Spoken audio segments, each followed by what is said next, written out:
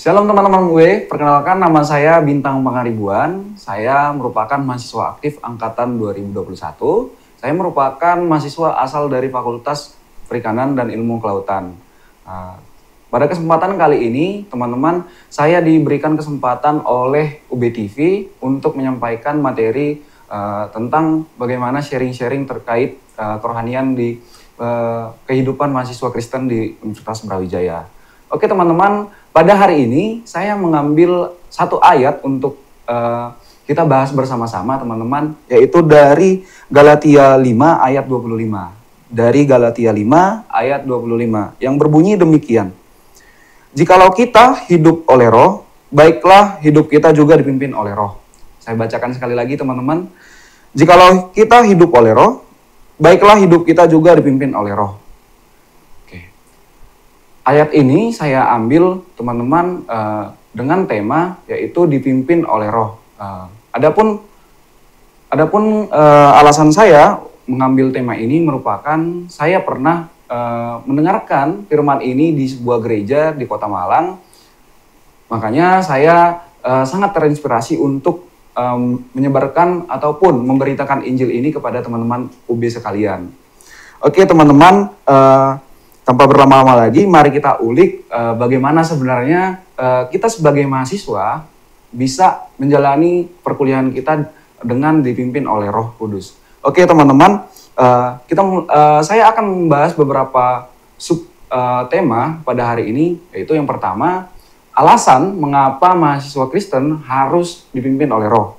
Yang kedua, bagaimana caranya mahasiswa Kristen untuk bisa hidup oleh roh. Yang ketiga, saya juga akan membahas bagaimana melihat teman-teman mahasiswa Kristen yang masih hidup tanpa dipimpin oleh roh. Oke teman-teman, tanpa berlama-lama lagi, mari kita bahas satu persatu, yaitu yang pertama, mengapa pimpinan Roh Kudus sangat penting dalam kehidupan mahasiswa? Oke, mengapa pimpinan Roh Kudus sangat penting dalam kehidupan mahasiswa?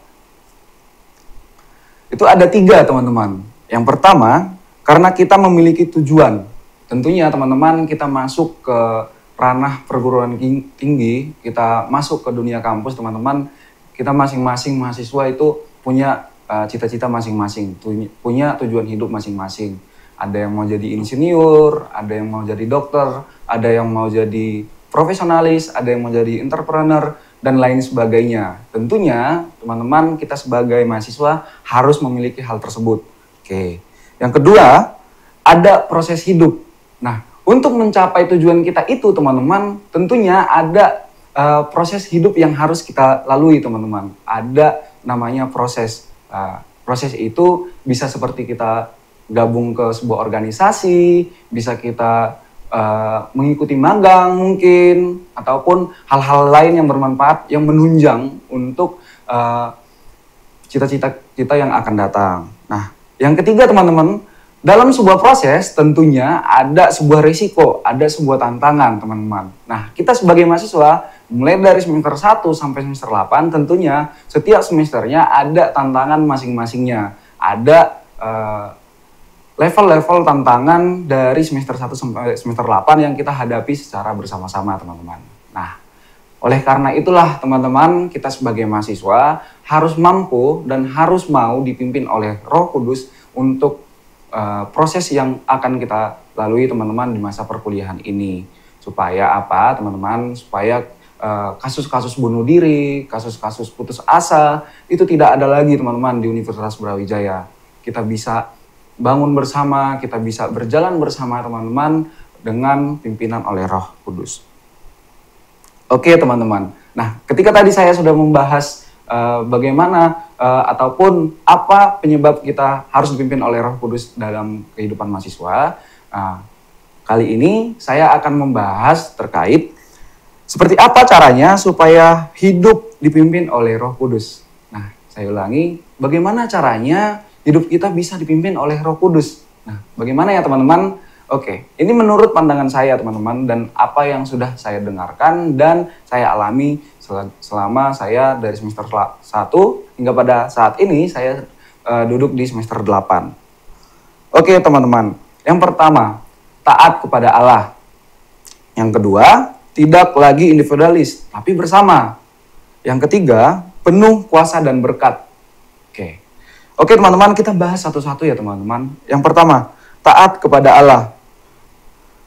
Nah, ada satu ayat yang relate pada ayat ini teman-teman, yaitu ada di Kisah Para Rasul 5 ayat 29. Nah, yang dikatakan demikian.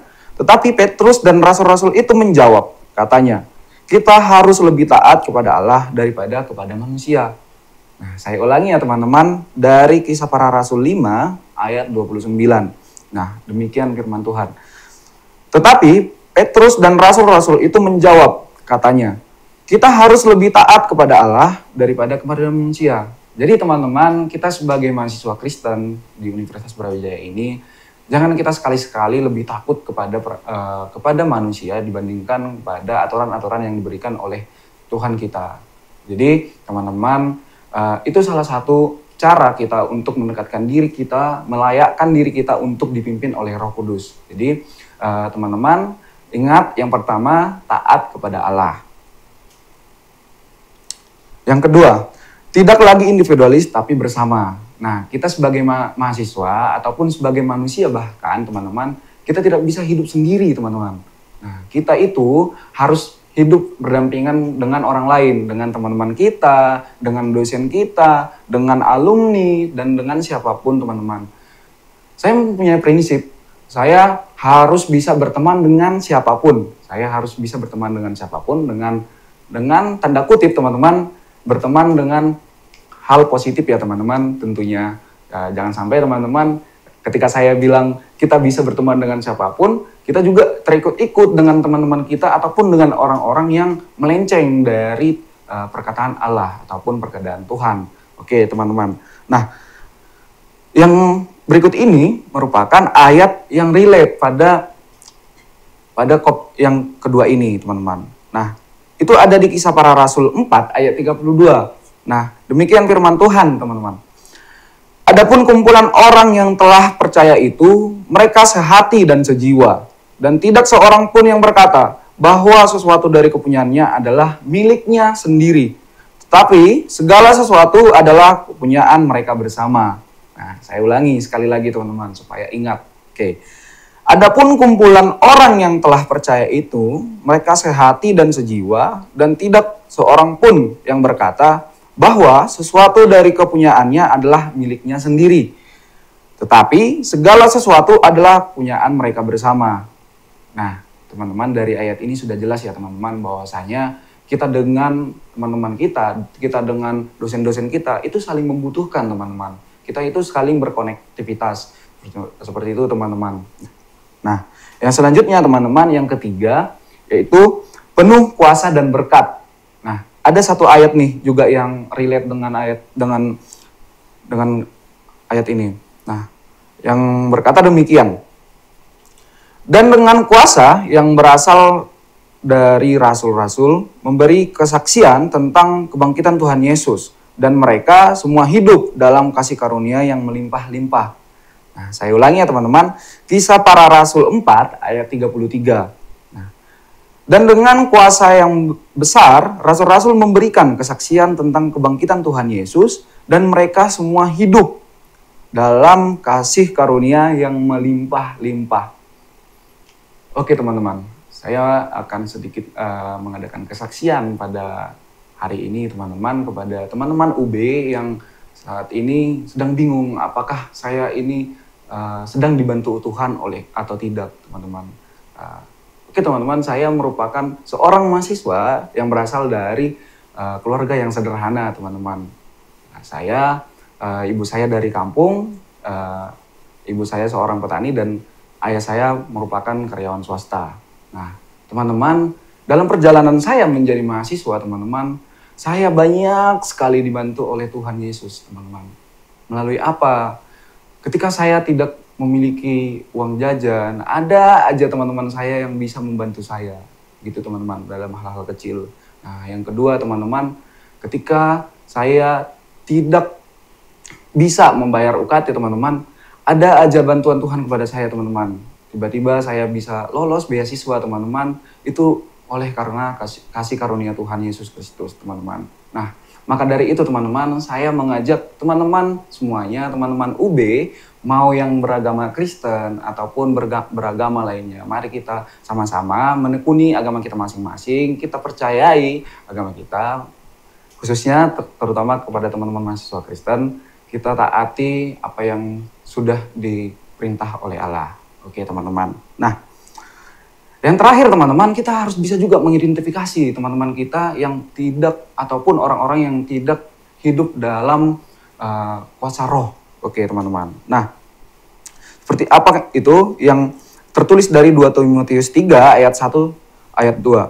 Nah, ketahuilah bahwa pada hari terakhir akan datang masa yang sukar. Manusia akan mencintai dirinya sendiri dan menjadi hamba uang. Mereka akan membual dan menyombongkan diri. Mereka akan menjadi pemfitnah. Mereka akan berontak terhadap orang tua dan tidak tahu berterima kasih. Tidak mempedulikan agama. Seperti yang saya bilang tadi teman-teman. Baik itu teman-teman dari agama Kristen ataupun agama lainnya. Mari kita saling toleransi teman-teman. Kita harus tahu diri teman-teman. Kita harus tahu berterima kasih kepada orang tua kita, kepada dosen kita, kepada teman-teman kita yang membantu kita, teman-teman kita harus bisa saling berterima kasih. Nah, sebaliknya teman-teman yang belum dikuasai oleh roh ataupun belum dipimpin oleh roh, melakukan hal sebaliknya. Orang-orang tersebut cenderung tamak, teman-teman. Mahasiswa seperti itulah yang menjadi calon-calon koruptor di masa depan. Nah, harapan saya teman-teman mahasiswa Kristen Universitas Brawijaya tidak menjadi salah satu dari orang tersebut ya teman-teman. Besar harapan kita bersama teman-teman. Oke teman-teman, kesimpulannya adalah semua orang yang dipimpin oleh roh Allah adalah anak Allah. Jadi teman-teman, sekali lagi, semua orang yang dipimpin oleh roh Allah adalah anak-anak Allah. Nah, ini tertulis di Roma 8 ayat 14. Oke teman-teman, mungkin itu saja yang bisa saya sampaikan pada hari ini teman-teman. Mungkin kita bisa diskusi dalam lain waktu ataupun di hari lain. Semoga teman-teman apa yang saya sampaikan hari ini bisa bermanfaat bagi teman-teman UB sekalian. Mungkin sekian yang bisa saya sampaikan teman-teman, kurang lebihnya mohon maaf. Shalom teman-teman UB.